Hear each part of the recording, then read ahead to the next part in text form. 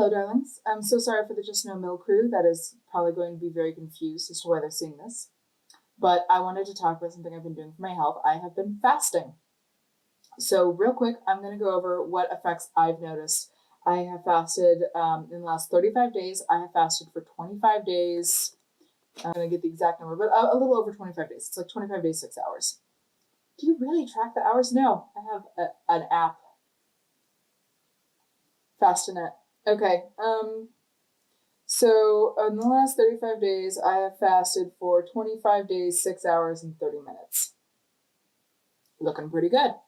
So what's the thing that everybody else has noticed the most? I've lost like 30 pounds.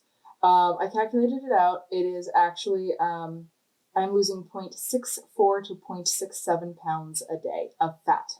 That's not water weight. That's not muscle. That is fat. And when I do a refeed, I will gain back a certain amount of weight from the water and everything else. But today I'm at 232 pounds. I have not weighed this little since my dad passed away. I was 320 pounds when he died, and it was the last conversation that we had. I told him that I was down to 320 pounds, and he told me he was so proud of me because that is the lowest I had weighed since I was 16. So, the next day he died. So yeah. Weight loss went out the fucking window because I'm an emotional eater, and my daddy just passed away. Well, at least I've weighed probably in 4 years. Yeah. For breakfast, I have coarse grain Himalayan salt. I put my snake juice in this bottle. This is my favorite sparkly water that the delivery service gives. There's also one that's pretty much the same thing from Walmart. But if you look at the ingredients, if I drink half of one of these, my blood sugars go up 50 points. I have a severe insulin response to this stuff. Not everybody has an insulin response to artificial sweeteners. And not everybody responds to the same artificial sweeteners. But if you're fasting and you're not losing weight, check to make sure that your sparkling water isn't like fucking you over and keeping you out of fat burning mode. So yeah, my breakfast is Himalayan pink salt. I put my snake juice in this, which is basically salt and potassium chloride. So sodium chloride and potassium chloride.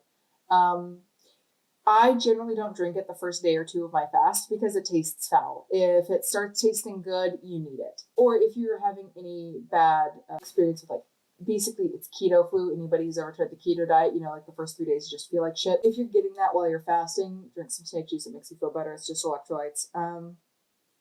This is what I'm actually having for breakfast. Sparkling water with 0 calories per bottle, which also is this. It says 0 calories per bottle. But this also says no sweeteners. The thing, like I said, the thing everybody has noticed is since I've started fasting, I've lost about 35 pounds. Or 30 pounds in the last 35 days. And I was doing some other stuff. I lost some weight before, in the month before I started seriously fasting. So 3 months ago, I was 260. Right now, right now I am 232.6 pounds. And I ate a little bit yesterday, so some of that is poo weight, and when that is gone, I will drop again. So that's very exciting. Things that have changed. My blood work is coming back way better. I wish we'd check my C-reactive proteins because I bet that has dropped because I'm feeling a lot less inflamed. But my A1C dropped 2 points from 13 to 11. Still not good, but when I got that 11, that was just before I started fasting. So I bet my A1C is way better now, and we're going to check it in another 2 months. So that is really exciting because that basically is a 3-month trailing indicator of my blood sugars. So before I started fasting, with 100 units of insulin and 1,000 milligrams of metformin, I was lucky if I could get to the 250s. And now with no medication, when I'm lucky and things are going well and it's like day 3 or 4 of a fast, I'm in the 120s. I'm in the normal range. And I posted this on my other channel. The first time I hit 120 in the normal range, I cried. I hadn't been in the normal range in years. Metformin and insulin are not fun. There's a reason why these drugs have no, like, nobody's like, oh, hey, let's go get fucked up on some metformin. It basically makes every time you go to the bathroom, it's like, what fresh hell is this today? Is it going to be constipation? Is it going to be diarrhea? We don't know. Let's take a gamble. And snake eyes! What does that mean? They've constipated diarrhea. Why not? And insulin, you have to give yourself shots. That's not fun at all. And it makes you feel like crap, but it's better than dying. So, oh yeah, and it makes you pack fat on like crazy. Other than that, yeah, so insulin sucks, metformin sucks. I was having to take a shitload of both. And the only reason we didn't take more than 1,000 milligrams of insulin is because I don't tolerate it well. I was already in bathroom hell. Upping it just would have made bathroom hell worse. The reason I didn't go up on my insulin is that was as big as the needles I could get covered by my insurance were 50 milliliters, I think. Whatever, 50 units of insulin. I couldn't get them to cover any bigger needles. So, and I only had enough needles for a month's supply, so I couldn't like use 2 needles, and you can't take a needle and then put it back in the vial of insulin to pull more insulin out. That is bad. That is how you destroy months worth of insulin. And my insulin was it was covered at 90%. My copay was over $130. So we haven't changed the formulation for Humalog insulin since 1995, but the price keeps going up, so it's $1,000 a bottle. Yeah, fuck that. So I wasn't going to ruin a bottle of insulin for that. And, when your blood sugars are that high, you're just tired all the time. You have no energy. You feel like shit. So it's been really nice to have my blood sugars normalize. That is one easy thing to measure. My blood sugar is getting better. The other easy thing to measure is, my weight is dropping like a rock. That's really nice. It feels unreal. Like, I see the numbers on the scale and I'm playing the games in my head, but I have a real hard time, like, seeing any changes in my body or, like, acknowledging that it's really happening. Like, when I went from 320 pounds to 260 pounds, I would literally have my clothes fall off in public a couple of times because I didn't realize I'd lost any weight. 320, 260. It's pretty significant weight loss, and that's been really, really cool. Other major changes. My eyesight has improved. I went to get my eyes checked, and there's signs that about a month or 2 ago I had a couple of tiny bleeds in my retina, which is really common in diabetics, and that's what makes diabetics go blind over time. But they were over a month old, they were healing, and the rest of my retina looked amazing, and I even had some super shiny, super healthy spots that you normally only see in young people. One of the reasons why this is so amazing is not only have I been a diabetic for a really long time, but I smoked for a decade. Smoking is not good for your health. It is not good for your eye health. So that my eyes are literally super healthy, and the only signs of damage were minor and from over a month ago and are healing perfectly is pretty spectacular. I went to see the dentist. Last time I saw a dentist was 3.5 to 4 years ago. Diabetics are supposed to see a dentist every year because your gum health is very closely correlated to your heart health, and they can't exactly like crack your rib cage open and be like, hey, so how's the ticker going? But they can poke your teeth and your gums. Last time I went, I had gingivitis, and it was heading towards periodontal disease, which is not good. I got a lot of lectures about how dangerous that was, especially as a diabetic. Because last time I went, I'm in the top 5%. I'm in the top 10% of gum health for everybody. And like I said, I just quit smoking a month ago, and my gums are just about perfect. And in another month or 2, if I keep this up, I will probably be in the top 1% of gum health. Like, the dentist asked for permission and tried to make my gums bleed with a little pokey thing, and he couldn't. And so, like, that was amazing. Like, he was in shock, and he was like, how? Your diet must be fantastic. Not really. Like, well, you must floss and brush like perfectly. No, I actually hate flossing. My teeth are really close together, so I always like snap my gums when I floss because if there's a little bit of pressure and then when it releases, I like yeah, and it doesn't feel good, so I don't do it. I swish water in my mouth for about 5 minutes a day. Because somebody who was a dental assistant told me that that was almost as good as flossing. And since I don't like flossing and I don't do it very much, I do that instead. And I brush my teeth pretty much every day. Some days it just doesn't happen. I have really bad ADD. Having the same routine every day is nearly impossible for me to maintain. I tried. I know it's nasty. Sometimes I brush my teeth 3 times a day. But like the whole like to make my gums this good, like no, it was not my oral hygiene routine that did this. It was fasting. Loose skin. So as I mentioned, I used to be 320 plus pounds. That was the highest confirmed weight. I was probably as much as 350, to be honest, because I didn't go near scales for a while there. Allison sends us a text saying, my school's on fire. And then she has a picture of the fire and a picture of a fire truck. She is getting her degree in audio engineering. So I text, I told you not to take your demo tape. Now everything is on fire. And our wife, Sarah, texts, who just dropped a hot new track. So great minds alike, but a single thought. I fucking love my family. They're so awesome. Anyway, fasting, loose skin. I went down to 260 from, I probably lost 100 pounds there, definitely in the 90s. We got all the way down to 220. So I had some loose skin. I had some loose skin on my upper arms right here, and I still have a little bit. I took my shirt off in another video to show you, but it was super awkward. And I also had loose skin on my upper thighs. And on one of the fasting forums I'm on, I was like, oh, hey, my loose skin is gone from previous weight loss. So it was like, no, it's not.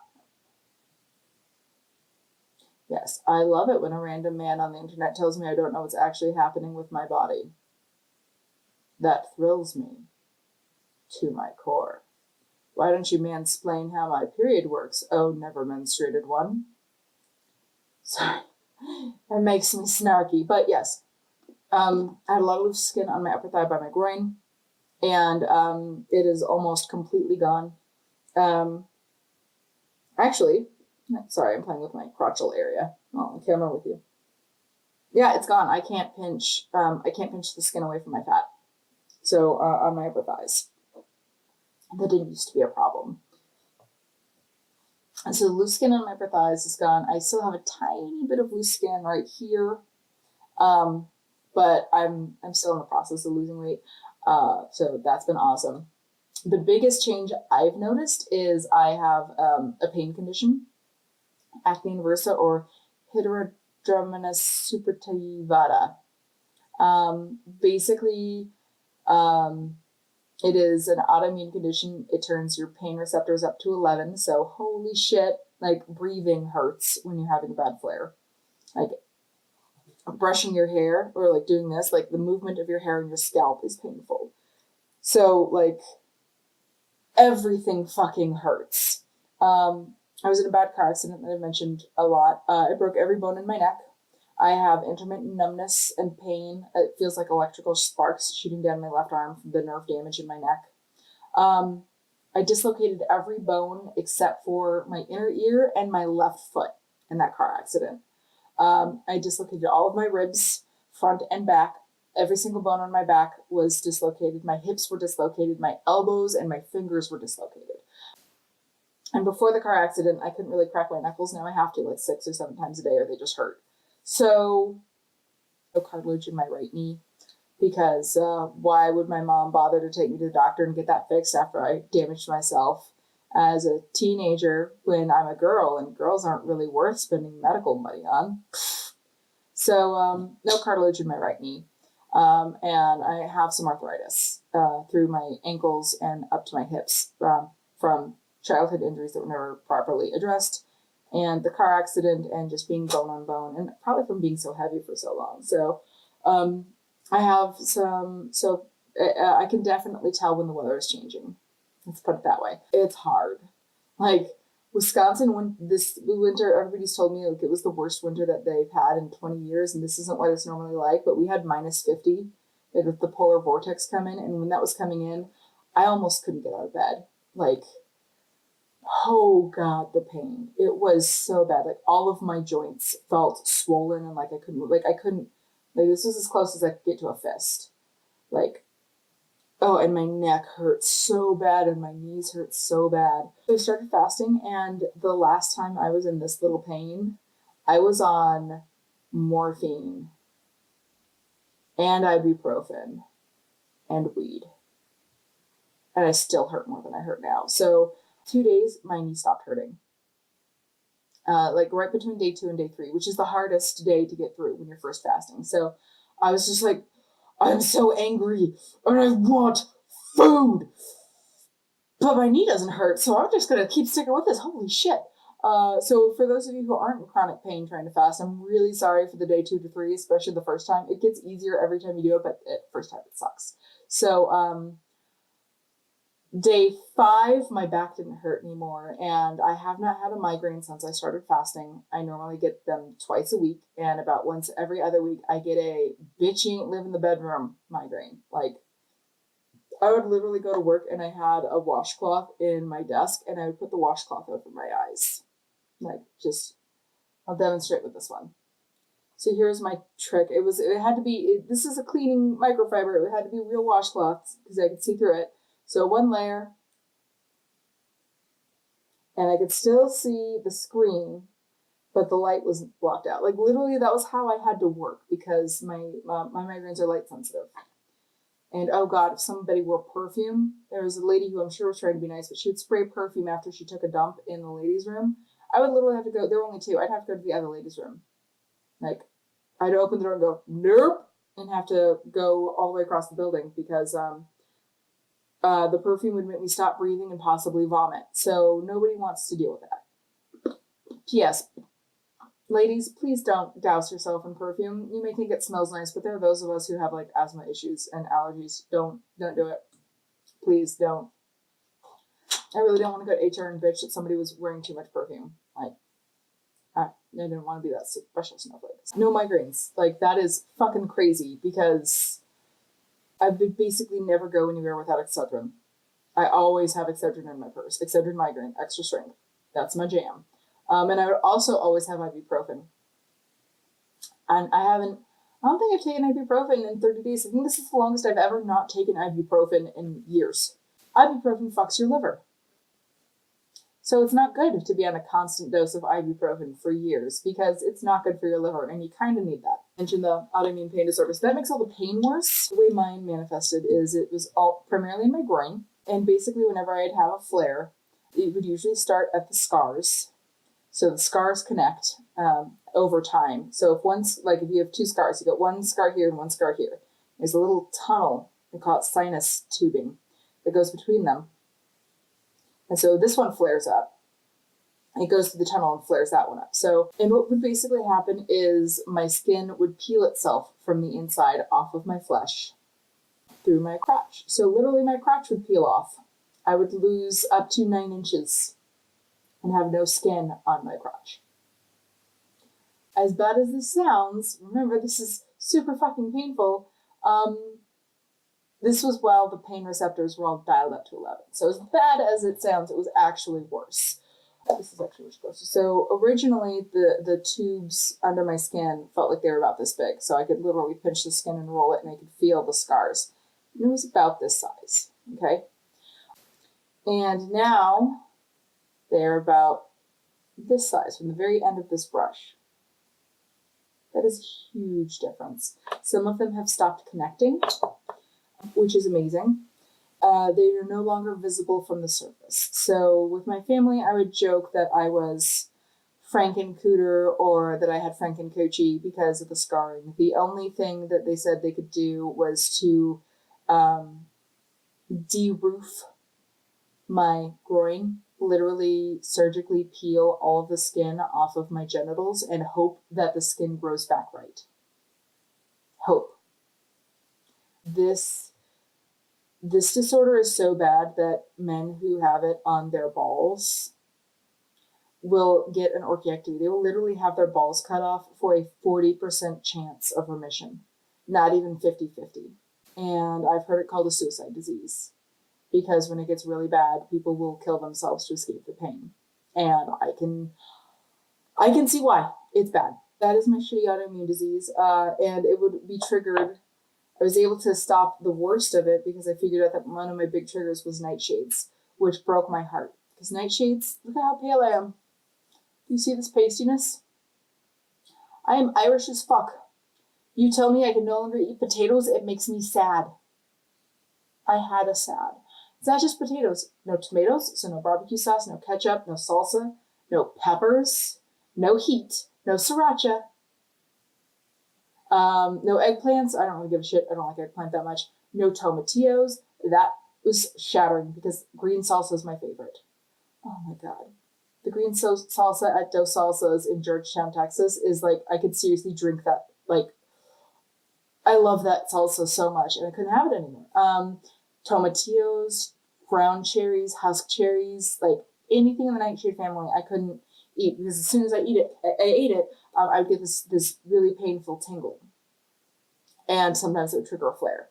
Since I've been fasting, I actually ate a bag of potato chips just to see. And I got like 2 tingles and that was it. That's fucking amazing. My scars were so bad I could not sit upright. So if you see any pictures or videos of me from the last several years, I always have my hips sort of shifted to one side. That's really bad for your back, and my back is fucked up anyway. But like sitting on the scars hurt because they're these big raised like under the skin keloids. Like some of the scars don't exist anymore. That is fucking amazing. My skin is drier and flakier. I don't know if that's the fasting, but I've heard other people mention that in fasting. What I can say is that actually I'm going to open up my window here because the sun has moved enough that this will show the color of my skin. All right, more sunlight. You can see my flaws. The wrinkles on my forehead have been getting less deep. I tend to have worry lines here, but I've had those since I was 11, so I'm not going to worry about Botoxing my 11s. It's just how my face looks. But if I smile, you can see I don't really have crow's feet, and I'm starting to get baby crow's feet. And this right here has gotten substantially lighter. I have post-injury hyperinflammation pigments. So basically, if I get like a cut or a pimple, the area will turn red, and as pale as I am, it's super noticeable, and it'd stay that way for months. But the only thing I'm wearing is a little bit of lip color so that I don't bleach out on video. I tend to get acne around my chin on my period. And you can see like there's a little tiny red spot there. It's a little tiny red spot there. A little bit through here. Nothing like it was. I'm not wearing foundation. I did not look this good with foundation a month ago. And now I look better without foundation than I did with foundation. It's crazy. It's very hard to see, but that little red mark right there. That went all the way down my arm. I tagged myself when I was pulling a loaf of sourdough bread out of a 450-degree oven. This is the fastest I had ever had a burn heal. That mark on the back of my hand, the skin actually was divoted out. And normally before I started fasting, it would just stay like that for years. It's not red anymore. It's darker than the rest of the skin on my hand, but it's not like people would ask me if it was infected after it had been healed over for a month and a half. That's how red it was. That's how bad it was. Like ant bites will stay with me for 5 fucking years because they stay red and dark and angry looking well after it's healed. And those are all healing. They're getting lighter. My legs are looking a lot better. My skin is flakier. I don't know, like I said, I don't know if that's the fasting or if this is like the first time. We just moved from Texas to Wisconsin. The chemicals in the water are different. The winter is a lot different. So I don't know if that's just I have dry skin and I'm now in a climate where when it gets so cold, it's just so dry. It just sucks all the moisture out of your skin, or if it's fasting. Like I said, other people have complained about it. I've also completely changed my skincare routine. So I got CeraVe in the tub. Yes, I listened to you, our skincare addiction. I've changed all of that. That could also be impacting the flakiness. But yeah, like my skin is super flaky. It's kind of gross. I have allergies to the cats, and one of them insists on sleeping on our pillows, and my allergies aren't as bad. So they're still there. I'm still allergic to the cat, but I'm no longer like blowing my nose and having chunks of blood come out every morning. That has been an improvement. Not being in pain has been the biggest thing. Like, even if I wasn't losing weight, that would probably be worth it, because holy shit, like, life is so different when you're not in pain all the time. I'm less bitchy to my family when I eat. Like, the pain bitchiness and the no food bitchiness are sort of balancing each other out at this point. But yeah, like, everything is going way better health wise. If I can keep this up until I'm at a healthy weight, I'm only 10 pounds away from being overweight on the BMI charts. I'm always a little confused because I'm like, do I use my weight before I broke my back in the car accident? Because I was 5'11". And after I broke my back in the car accident, I was 5'9". So which one do I use? Because obviously I have the bone structure and the bone size of a 5'11" woman, but my cartilage is super fucked up and it's shrunk me down. So which one? So I usually check both. But 220 is going to be the line for me between I think it's 220. I'll double check, but it's like the line between overweight and obese. So no longer morbidly obese. That's nice. I'm now almost overweight, which I'll be super happy when I'm overweight. How often do you hear a lady say that, huh? 220 pounds is also when I hit 100 kilos, so I'm going to have a little celebration for myself there. If I keep this up in another month, I'm going to be 200 pounds. Oh, God, the panic. Okay. So if I keep this up in another month, I'll be 200 pounds. Being in Wonderland is really scary for me for a variety of reasons, especially if I go to the gym more than twice. Yeah, like, it's been a lot of change. It's been really cool. Like, fasting, the fasting fat man, I fucking love him. He's great. I'm totally gonna tag him on this video. I don't know how, like, I would love to ask him how he got past day 6 and 7 on his fast. Because, like, I fold every single time at day 6, like day 6 heading into day 7. Like, 5 days and 22 hours, and I have a sandwich. So, yeah, my progress would be even faster if I was actually, like, just fasting through instead of having my refeeds. Or if I had a healthier refeed where I stayed in ketosis, like if I just had meat and like kept my my veg down instead of being like, ice cream and potatoes. I do know better. It doesn't stop me. It doesn't even slow me down. It does not slow my roll. So I'm sure that the people who are going to watch this video are probably because I'm very likely to put in a clickbait title like how I lost 30 pounds in 35 days. The weight is just the easiest thing to track. Like, I can't check my C-reactive peptide numbers to see how much my inflammation is going down. Like, I can tell you it's going down. Like, the pain is down. Things are healing. I know it's going down, but I don't know the exact numbers. But the weight is a lot easier to track. So how would I help someone who's getting started? First, read a lot. Dr. Jason Fung is a great place to start. Don't let it be where you stop. He also has some great YouTube videos, but he suggests that if you're not being medically supervised, basically knock it off after a 3-day fast. I think that is someone who's worried about being sued for giving bad medical advice being overly cautious. If you're going to go on a fast, get some of this stuff. My doctor told me that I needed to take water-soluble vitamins because I'm going to pee them out and not replace them with food. So B vitamins, C vitamins. This is a B complex with vitamin C. Is it enough? I don't know. I really don't. But honestly, I'm not worried. I actually like drinking vitamin C in my water, and I have a big tub of it.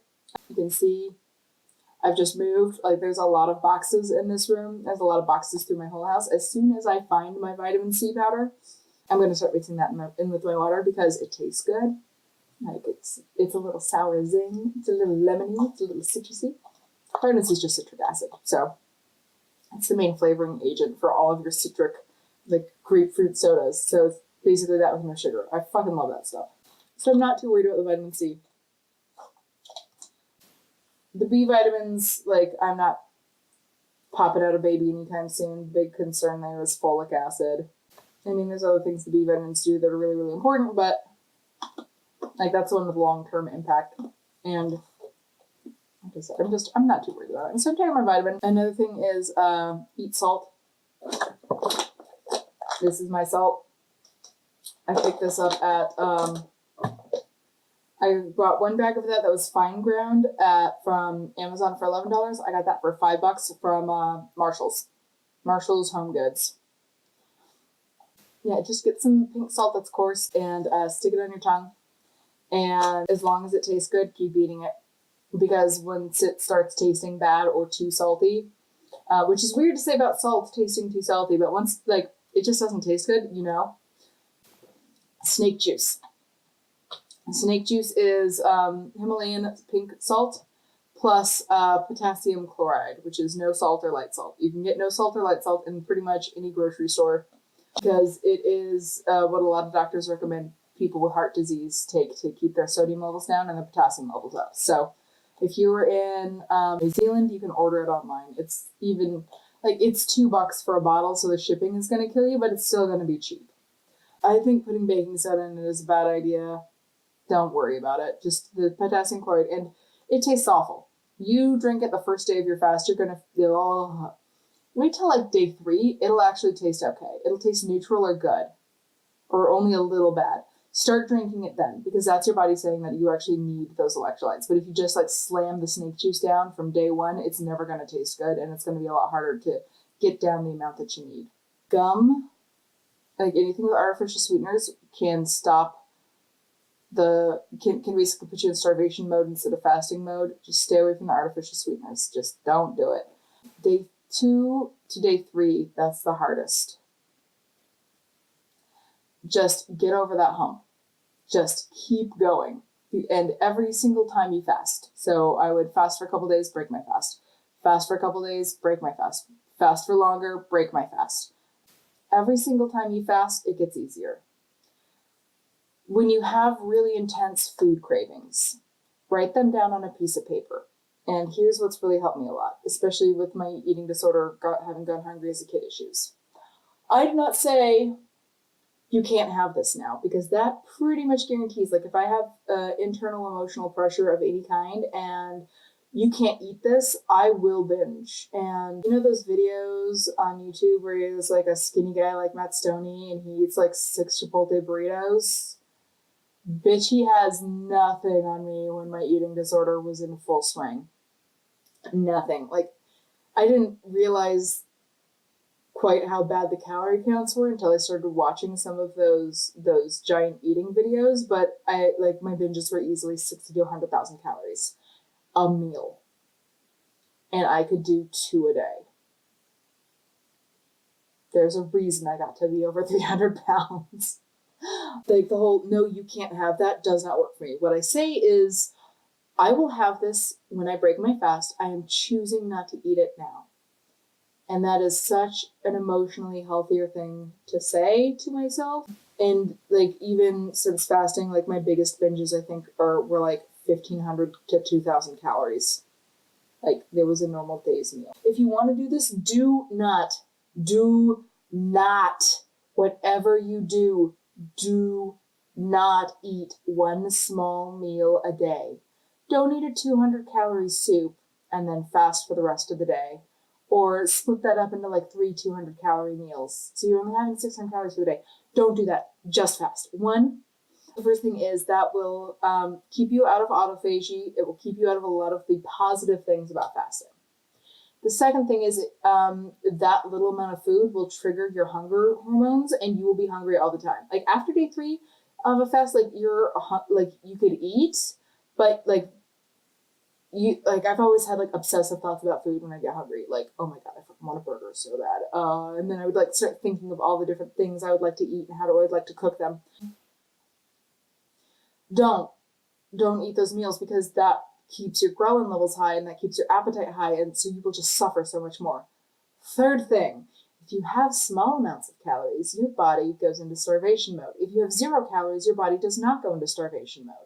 And in starvation mode, your body will start doing things like scavenging proteins from your heart and destroying your lean muscle tissue. Actual fasting is extremely sparing of your muscle tissue, and while your body does go through proteins, it goes through malformed proteins. So if you're fasting, you get rid of scars, you get rid of like the issues that I had on my retinas, like that gets up. It eats your wrinkles, it eats cancer in your body, it eats like damage. It tightens up your loose skin. If you have micro meals, you don't go into that mode, and your body will literally start eating all of it. So when people talk about starvation mode, you only go into starvation mode if you were eating small meals. So like, don't. If it was way better for you to like fast one more day and then eat like a 2,000 calorie meal. And if you want to be even better, have it be a 2,000 calorie keto meal. Keep your grams under 20. Keep your carbs under 20 grams, and that will keep you like do not do one meal a day with a fucking 400 calorie snack. Don't do it. Yeah, you're gonna lose weight, but you're gonna lose a lot of muscle. You're gonna fuck your metabolism up so that you're gonna have a harder time with lower calories getting fat. Like, don't do it. Just skip it entirely. No food, just water, just electrolytes, a B and C vitamin complex, and you'll be much better. Another thing, sometimes you get a weird kind of heartburn with fasting. It's awful, really, because it'll stay for hours. And if you take like a Tums, because that's not going to break your fast, and it's calcium, it's good for you, it's just calcium, it will come back. What is happening is if your stomach drops making acid, because there's no food in it, and so there's no point in dumping acid into the body, it just will calm the fuck down and stops making it. But the lower gastrointestinal tract will freak out that the environment isn't acidic enough. So basically your GI tract will push acid up into your stomach, which is gross. So how you fix fasting heartburn, like if you haven't eaten in 3 or 4 days or more and you're getting really bad heartburn, get like a little bit of vinegar, pour it in a glass of water, and drink that glass of water. And if you can tolerate just like a shot of vinegar, do that. I can't. I don't like vinegar that much. So hang on. Just a shot of vinegar, and that will make some people have said that they do it with lemon juice, but that makes your stomach more acidic and it calms down the rest of your GI tract, and that way you won't have any heartburn for like a day or two until you need like another sip of vinegar. I do not think taking apple cider vinegar every day is really necessary, nor is it good for you. A lot of the health benefits of apple cider vinegar were made up by Mr. Bragg, who was a charlatan, because during the Prohibition, there were all of these hard cider trees that nobody could make hard cider with anymore because booze was made illegal. And so he came up with all of these health claims for apple cider vinegar and sold the shit out of it. And people are still parroting things that he flat out made up, but since people have been repeating it since the 1920s, so we've had 100 years of people repeating shit about apple cider vinegar that just isn't true, a lot of people get super into it. I don't see a point. Unless you're having an active issue with heartburn, you don't really need the vinegar. Just leave it be. If you are taking longer fasts, like the snake juice guy, Cole something, I have some issues with him because he is loosey-goosey with the science. Especially if you're anywhere on the diabetic spectrum or any syndrome X insulin resistance, you need to take some vitamin C, because insulin is the hormone that puts vitamin C in your cells. So his whole thing of all your fat cells are dissolving, you have enough vitamin C in them. No, actually, the way that particular metabolic dysfunction works, it produces subcellular or intercellular vitamin C deficiency with serum vitamin C sufficiency. So basically, if you're insulin resistant, if you have high blood sugars, if you have PCOS, if you have diabetes, cells will reject sugar, but at the same time, they're rejecting vitamin C. So your blood levels of vitamin C will be fine, but the level of vitamin C in your cells will not be. And that's one of the reasons why diabetic wounds take so long to heal, because basically you have scurvy. That is the mechanism of action there. So if you're going to be on a fast, especially a longer one, take some vitamin C, some B vitamins. You don't need much else. You can go for a really long time with what you've got in your fat. And the other thing I would say is try it. Just do it. And remember that the first one is the worst. My first fast was for like a day and a half, and it was awful. It was so hard. I was thinking obsessively about food the entire time. My next fast was like 2 days, and then I did one for 3 days, and then I moved on to 5 days. The first one's the worst one, and it gets easier and easier. I ate that little snack last night, but 5-6 days, I always have problems with that end of the 6th day, but I think that's mostly psychological. But don't have any problems. Just try it. It's not like it costs you anything. If you don't eat for 2 days, you've already paid back buying the salt. If you can't afford or don't have access to the Himalayan pink salt, Celtic sea salt is great. And if not, just get regular iodized salt, just like the cheap salt at Walmart or whatever. Just do it. It gets easier. It really does. And if I can get over my emotional problems that led me, I exaggerated because I know this is going to be seen, but I literally had the first jab of a panic attack when I mentioned in a month being 200 pounds. The only thing that will stop me is my psychological problems. And since I'm unemployed now, I got laid off. I no longer have access to my post-traumatic stress disorder therapist or my post-traumatic stress disorder drugs, which I really, really miss. Oh, Lord, do I miss my PTSD drugs. Yeah. Those are probably going to be the only drugs that I'm on. And if anyone's like, you don't need any antidepressants if you're fasting. Well, it is true that fasting does help with depression. But I have a really, really, really, really severe case of PTSD. To the point where VA doctors are like, holy shit, I haven't seen anything this bad from combat vets style PTSD. That's another thing, Mr. Cole from the Snake Fest diet stuff says, that really, I'm just like, that is horrible advice. Because some people have a actual problem in their brains and they need their happy pills, or they will hallucinate or go psychotic or die, or something else really bad. And I have been struggling without my crazy pills. It's been hard, but I have no insurance, so I don't get them until I get more insurance. Miss my crazy pills. My cray Skittles. It is hard enough, given that some of my PTSD issues are directly tied to starving, to be hungry without my post-traumatic stress disorder medication that helps stop the panic response, which leads me to a binge. That's tough. That is tough. And talk to your doctor about it. And if your doctor doesn't know about fasting, if he says, oh, don't put your body in starvation mode, he doesn't know what he's talking about, because you don't go into starvation mode when you fast. You go into starvation mode with low calories. If you have visible abs, if you have veins showing up in your arms, don't fast anymore unless you get a DEXA scan. You need to know how much body fat you actually have. You can't go below a certain body fat percentage without fucking yourself up, because there's a point in fasting where your body runs out of fat and will start cannibalizing lean muscle tissue. So there's a point where you will start eating your heart muscle. And that is really fucking dangerous. However, that's not going to happen if you're still 40 pounds overweight.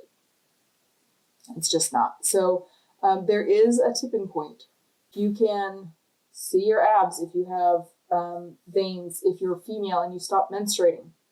Now I've stopped menstruating, but I'm on a birth control implant. So,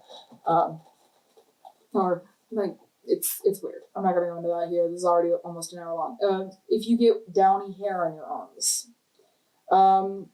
if you start losing hair, get a Dexcom scan. They're like $100. get a DEXA scan, find out how much body fat you have, and if it is under about 10 pounds, you need to stop fasting because you need to have that much fat to like pad your organs and make sure that you have enough cholesterol so that you don't fuck up your hormones or your brain. So there is a point where fasting isn't good for you anymore. And if you're that skinny, fasting more than 3 days is going to be really, really hard anyway. Now, if you're skinny fat, where you basically have no muscles, so you're in a healthy weight range, but you're really weak, you're really slow, you have no definition, and you're sort of squidgy all over, you probably don't have visible ab muscles and you don't have any vascularity. So go ahead and fast. Fasting is completely changing my life. In another month, I hope to be completely free of HS. I hope that tomatoes are no longer causing my my thing to flare up. I'm hoping that in another month of this, my immune system will be retrained to the point where I can eat some of my favorite foods again without reacting. My scars are going away. My loose skin is tightening up. My wrinkles are going away. I've had people in the last month mention that I look younger. I look better without makeup now than I did with makeup a month ago, so that's going well. My eyes are improving, my teeth are improving, my heart health is improving. My pain levels are super low. It's cheap. It's really cheap and saving me lots of money. So when I do eat, I can eat what I want and not worry about the budget. Lots of good things. Lots and lots of good things. So it's been life-changing. I really hope that I don't fuck it up because of my mental health issues, because being successful and losing weight is really, really scary for me, to the point where I will shut down and have panic attacks and self-sabotage, which drives everybody insane, and I miss my therapist, and I miss my crazy drugs. Like, losing 30 pounds in a month, not a bad deal, especially since you literally don't even have to do anything. You're literally doing nothing, and that's what it is. So, like, I'm not sitting in the gym and running for 14 hours. I'm not eating bowl after bowl after bowl of cabbage soup. Fuck that diet, for the record. I'm not counting points. I hate point-based systems. I'm not having to count my carbs. I'm not having to track what I'm eating. It's changing how I interact with food. It's changing what tastes good. It's changing what I consider a binge. Even at this point, so I haven't even been fasting that long compared to a lot of other people who are as overweight as I am. I get full with much smaller meals because long-term fasting resets how hungry you get and when you get full. So like, I am uncomfortably full at probably 30% fewer calories than I was before when I was still hungry. My wife, Allie, eats like a bird. She eats like 1,000 calories a day, and I was a power lifter through college.